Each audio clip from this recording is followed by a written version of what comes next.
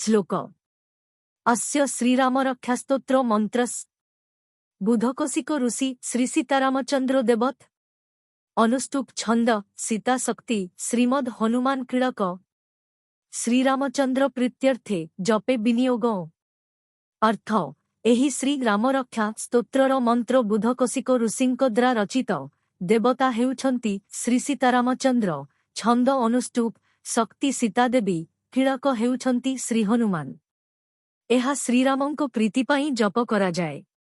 श्लोक ध्यान श्लोक ध्यायेदाजानुबाहुं धृतशरधनुषं बद्धपद्मासनस्थ पीतं वासवसानं नवकमलदल स्पर्थिनेत्रं प्रसन्नं वामाङ्कारूढसीतामुखकमलमिलोचनं नीरदाभौ नानालङ्कारदीप्तं दधतमरुजटामण्डलं रामचन्द्रम् अर्थ रामचन्द्रंकु ध्यान करिबा दरकार जिए धनुष बाण धारण करिछंती पद्मासनरे बसिछंती पीतवस्त्र पिंधिछंती कमलपत्र सदृश नेत्र अछि अति प्रसन्न चेहरा अछि बामकोड़े बसिथिबा सीतांको मुख प्रति नजर रखिछंती मेघ सदृश वर्ण अछि ओ बहु सुंदर अलंकार पिंधिछंती।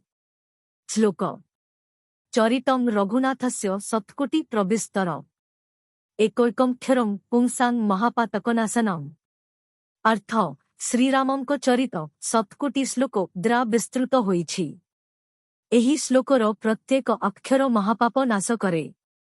श्लोक ध्यात्नीलसुतं शान्तं कल्पाद्रुमस्मं प्रभु प्रणमामि पवनात्मानं श्रीरामरक्षां पठे अर्थ शांत कल्पवृक्ष सदृश प्रभु वायुपुत्र हनुमानंकु ध्यान करी श्रीराम रक्षा श्लोक पठन करिबा उचित।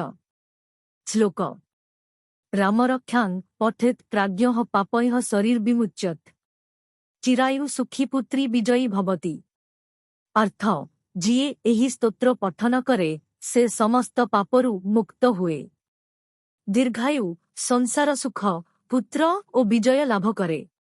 श्लोक रामो लक्ष्मण पूर्वजो रघुबरः सीतापतिः सुग्रीवगः हंता बानर सिंधुराक्षस बलो रामो तु मां सदा लक्ष्मण पूर्वजो रामः सदा पातु मां रघुबर सीतापतिर्मां पातु सदा सुग्रीवगो रामः अर्थ लक्ष्मणंको भाई रघुवंशर श्रेष्ठ सीतांको पति सुग्रीवंको साथी बानर और राक्षस सेना हंता श्रीराम मते सदा रक्षा करंतु।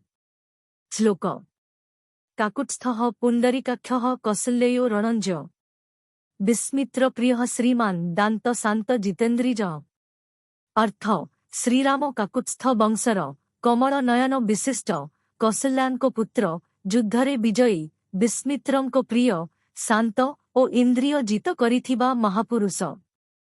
श्लोक रामो रामभद्रश्च रामचंद्रश्च राघवो रामो राजीवलोचनः श्रृंखलाहार कुंडली अर्थ श्रीराम रामभद्र रामचंद्र राघव समस्त नामरे विख्यात कमल नयन और सुंदर श्रृंखलाहार कुंडल धारण करिथिबा रामदेव।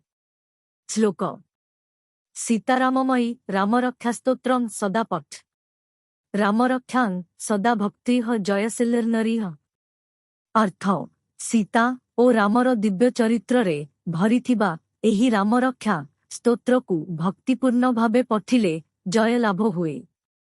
श्लोक रामः सरवणं धनी कृतज्ञो मार्गदानव सरवणो मे शिरः पातु धनी पातु ललाटकम् अर्थ बाणधारी और धनुर्धरी श्रीराम ऋण शिकार करिथिबा दानव संहारी से मोर माथाकू और ललाटकू सदा रक्षा करंतु।